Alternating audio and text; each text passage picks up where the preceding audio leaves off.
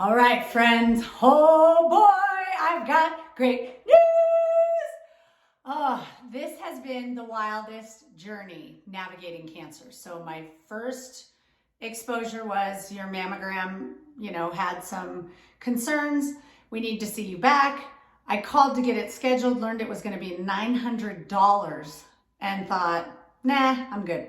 Initially, I called my mom. She's the family medical expert. And so I went to her first and she told me that this is common in our family. My grandma had it, she had it. And then she said, big fatty boobs run in our family. So full disclosure, because we're getting real with each other here. My first thought was, I'm not paying someone nearly $1,000 to tell me I got big fatty boobs. No, thank you.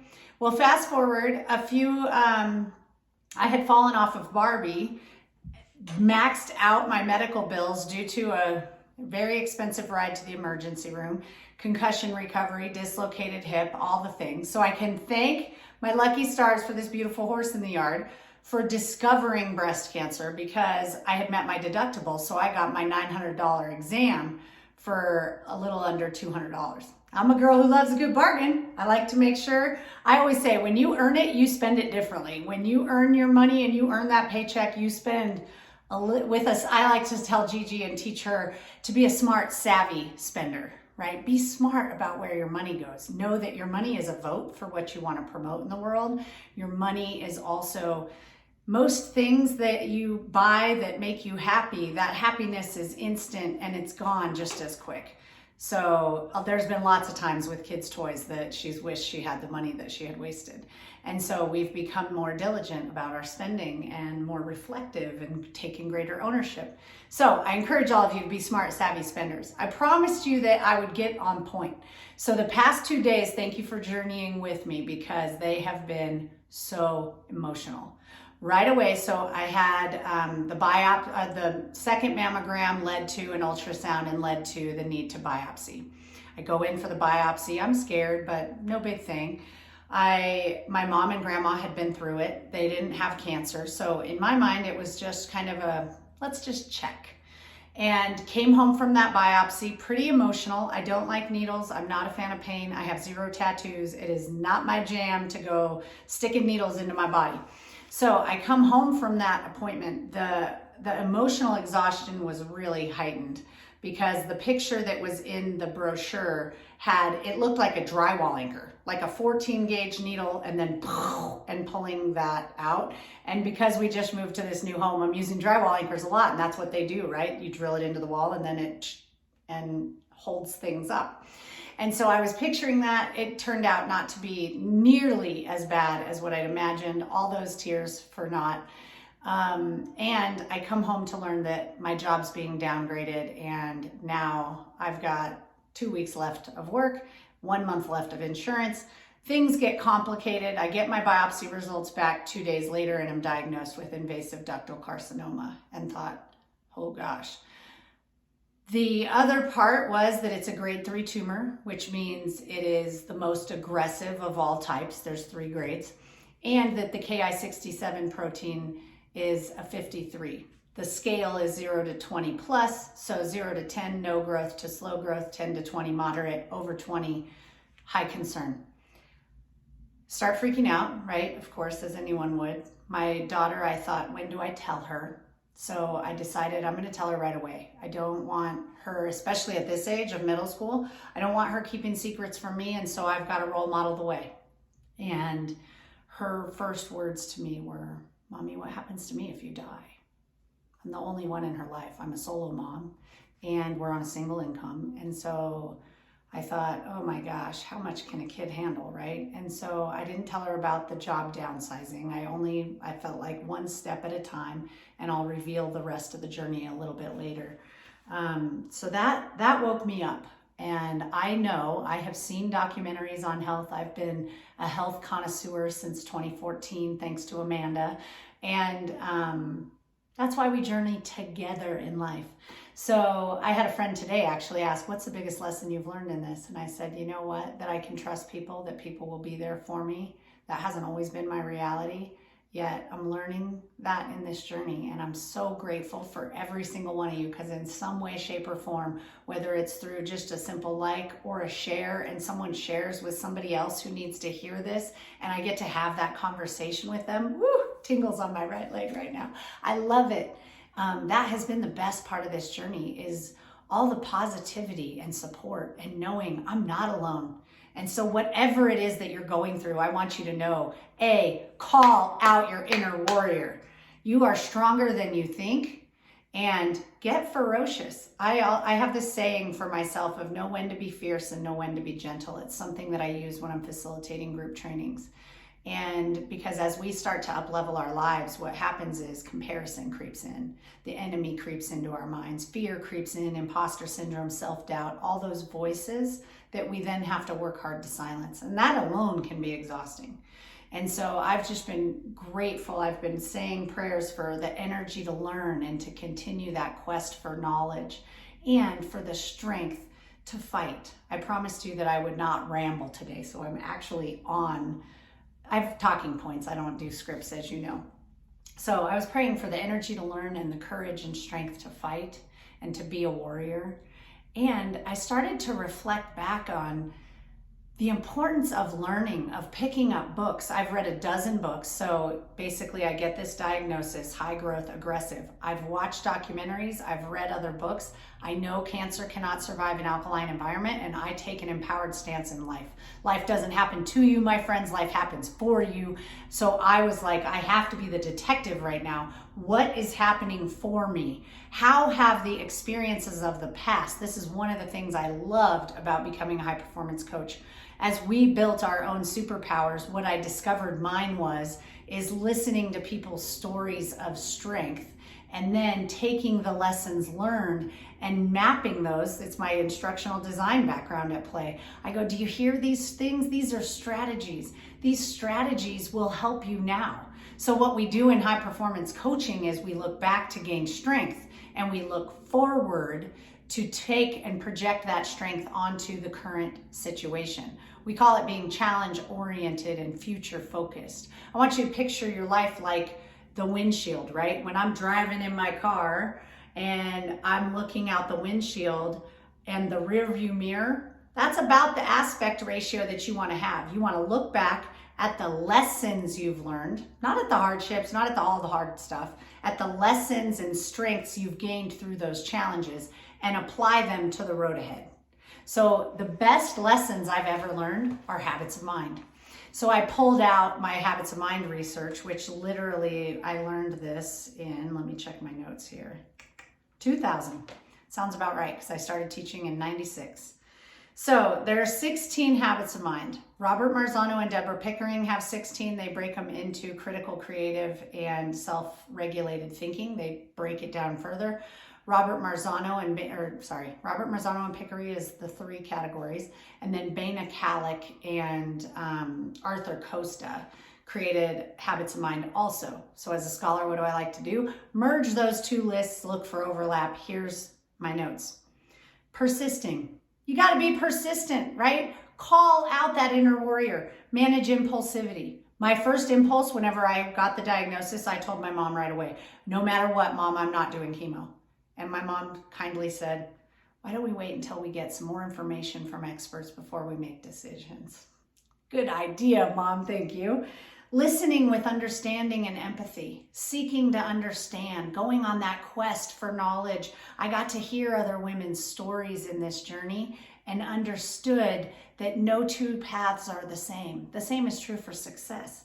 Thinking flexibly, what are my options? How can I use an alkaline diet to starve cancer cells and the mitochondria, blood vessels, all these things that change in our bodies based on what we put in? I also started thinking flexibly about sleep. I now give myself 8 to 10 hours of sleep a night because I need my immune system to be strong to fight this. I condition my energy by listening to alpha waves, and also dancing like a silly goose to songs that bring me joy, like I ain't worried about it right now, keeping dreams alive, 1995 heroes, Thank you, One Republic. I hope you get this and get that thank you, because your song has literally brought me so much joy. Matthew West, another one. My story, your glory. I get all silly. Gigi and I get down and have some dance parties getting silly. Why? Because your energy matters. Have you ever been around someone toxic and you can feel it? Yes. Hello, my ex. Just kidding. I'll be nice. So there is energy that we carry as human beings. And if you want to actually look at the science of it and look at psychoneuroimmunology, psychology, all of these fields of science, check out the book Mind to Matter. You'll see how energy expresses itself even in water. The water sitting next to me differs from the water sitting next to you, even though they're both H2O. So open your mind to learning and thinking flexibly. So I've got sleep, I've got energy, I have prayer and meditation. That's now a part of my everyday. Exercise, being out in nature, giving the dog and the horse hugs, even though after I hug Barbie, she makes me stinky. So basically thinking flexibly, asking yourself, my team, the first prayer I got was from my wonderful friend Teresa.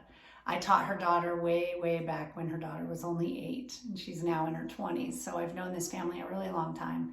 And she was one of the first to pray with me. And she said, I just pray for an extraordinary medical team. My medical team is phenomenal.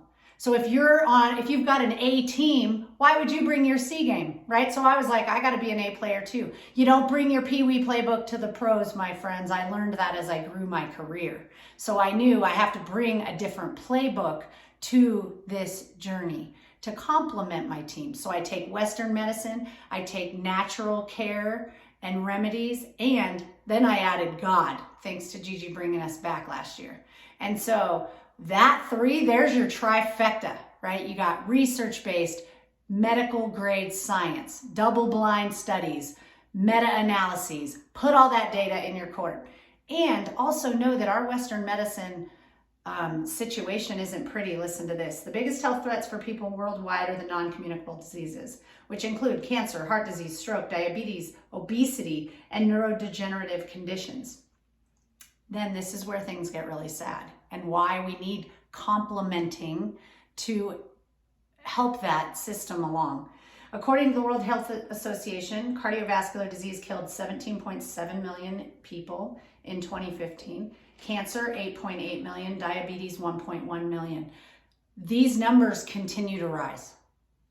Majority of cancer, 70 to 90%, is related to environment and lifestyle. I have no genetic markers, no family history. There is no question in my mind that this was related to not just one thing in my environment, but multiple things, right? And I know what some of those things are. Others are a mystery. I don't have to figure all of that out. What I need to figure out and where I need to place my focus and energy is discipline and discernment, right? I need to have the discipline about what goes into my body and discernment to really study and analyze some of these scholarly articles, books, things that have helped and complemented my path. So we know treatment alone isn't a sustainable solution, so we've got to think flexibly. Thinking about our thinking, metacognition. Being very clear, this is not a time to back down. This is a time to rise up. Striving for accuracy. That one I didn't lean on too much. The human body's complex, and in all honesty, I didn't know what the right thing to do was. I would eat, nourish, journal. I weigh in every single day. In the emotion of Monday, full disclosure, someone had shared with me these like little dried banana chips. And since I'm not eating any refined sugars, no chocolate anymore, no ice cream anymore, none of those things, I thought that could be maybe an interesting sweet treat. My scale went up 1.8 pounds the very next day. What did that tell me? Inflammation, my body's responding to sugar. What have I learned? I already know sugar multiplies cancer. And I also learned after that it suppresses your immune system. Why? It causes inflammation in the body, even if it is natural like a banana. And then I learned, thank you, Emily, for this one, that fruit has no nutritional value, so you can just cut that out altogether as well, minus blueberries and blackberries. So I was like, okay, life just continues to get more and more simple. And here's the deal. Some of you are saying, well, I could never give up whatever it is. When your health's on the line and you have to choose between a path that is going to kill and cause so many negative side effects that you don't know your head from your keister, or giving those things up, My friends, I pray for your strength because nothing tastes as good as cancer-free. Nothing tastes as good as never putting my family through this again. Nothing tastes as good as looking at Gigi and saying, honey, I'm gonna be here for you. I got your back, girl. Nothing. There is no food that tastes that good. And you can find joy in many other things. Turns out if it's kind of boring, actually, if you think about it. If the only way we can find joy is through food and eating together, we need to revision what might bring us joy, friends. So challenge your thinking, right? That's, again, metacognition. Is it really the only thing that brings me joy is eating? Maybe that's why we're a diseased nation. Questioning and posing problems. Questioning, why do I have to do this when my body's optimized, right? Applying past knowledge to new situations. Oh, thank you for the 8 years of health journey, applying those self-care, strength-based rituals to this new situation. That's being challenge-oriented and future-focused, right? Look back, look at what you've learned. Ask yourself, how does that apply today? Thinking and communicating with clarity and precision. I have to make a list of questions before I go into these visits to make sure that I'm clear in those moments that are emotional. Gathering data through all my senses, paying attention to my intuition and feeling. You have to choose a path for yourself that feels darn good, not one that feels like an uncomfortable outfit someone else made you wear. Gathering data through all senses, we covered that one. Creating, imagining, and innovating. Creating opportunities and experiments, opportunities to learn through experimentation. Imagining the best possible outcome. That's also called visualization. Getting innovative. Don't just do what you're told, friends. You have more power than that. Responding with wonderment and awe, right? Embracing, I wonder why these certain cells have turned on. I learned that every one of us has cancer cells within us. Some of them are just like the size of the tip of a pin. And we turn those on and off. The study of epigenetics talks about how our genes express themselves and change. So being in a spirit of wonder and awe of the magnificent brilliance in our bodies, being grateful that they do respond quickly to both the toxins and the positive nourishment that we put inside. Finding humor, laughing a little bit. Like, I remember dancing around at Christmas to Mariah Carey's All I Want for Christmas Is You and saying boobs, because at that point in the journey, I was going to have a full mastectomy and I thought, I really want my boobs.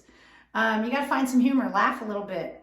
Nothing's really all that serious. Even cancer can be laughed about. Thinking interdependently, recognizing we're all part of a greater system, and remaining open to continuous learning. That's the one I want to invite you to the journey on. Remain open to continuous learning. Think back to graduation day and how excited you were. You want to know why you were excited? You were learning. You had hope for the future. You had a community of people around you. So I have built that for Building Brilliance, a community where we learn, where we root for each other to rise, where iron sharpens iron and we challenge one another. We come together in community on Warrior Wednesday. I want you to save the date for February 15th. We'll be kicking off with love. And as I get ready for that, I'd love to know what you want to hear. I'm thinking we'll have a song, we'll have some food that we talk about, maybe a recipe of the week or of the month featuring a certain ingredient. And most importantly, we're going to learn these habits of mind. We're going to learn how to position you to win so that you don't show up to your current challenge with the Pee-wee playbook. We're going pro, my friends. So whether you're reaching for new heights in your career, whether you have big dreams and goals for your life, for me, that's been real estate and horses lately, or whether you simply just want a little more joy and energy in your life. So whatever it is that you might be striving for, keep striving, friends. It is worth it. The news I got last night at 9:13 p.m. coming from my oncologist, my oncotype test came back and I do not need chemo. Yeah, baby, these cells are going down. Don't let anyone steal your power, not even challenged cells. Shine your love and light into the world, friends. I love you. Please reveal your brilliance today. You don't know who's standing beside you who might need your strength. I've heard so many amazing stories, and I just cherish each and every one of you. And I hope that you'll share this message and these habits of mind with people who might need to hear them. Review them, go through that list. Think about, you don't need to do all 16. For the love of Pete, I learned these in the year 2000. I'm 22 years in, right? Give yourself time to be a learner. Shine your love and light into the world and reveal your brilliance today. Bye, friends.